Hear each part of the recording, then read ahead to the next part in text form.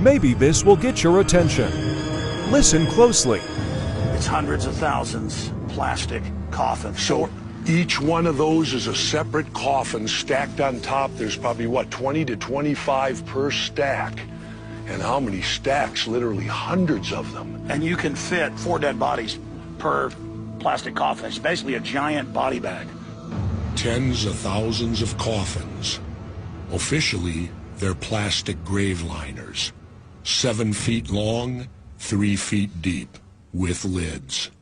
The company that makes them says they're just being stored for people's pre-needs. Well, who in the hell has a pre-need for this many coffins? Unless they're planning a massacre. If they had to get rid of people or dissidents or whatever, they certainly got the caskets for it, don't they? What would their argument be, though? The place that makes these boxes used to be a research and development arm of Hercules Incorporated. Hercules is a major defense contractor with ties to Halliburton. The feds gave $385 million to a Halliburton subsidiary to build the detention centers.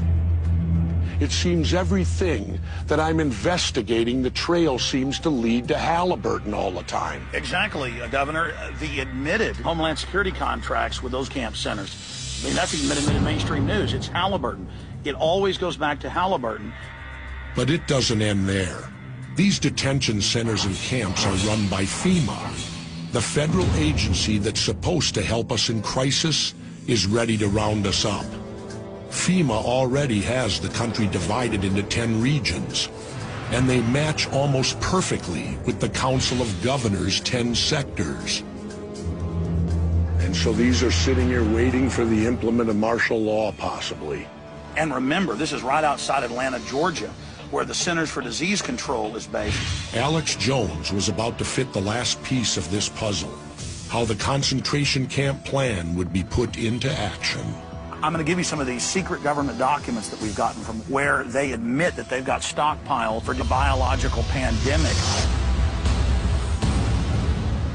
This is the perfect pretext to bring in martial law using the fear generated by a pandemic.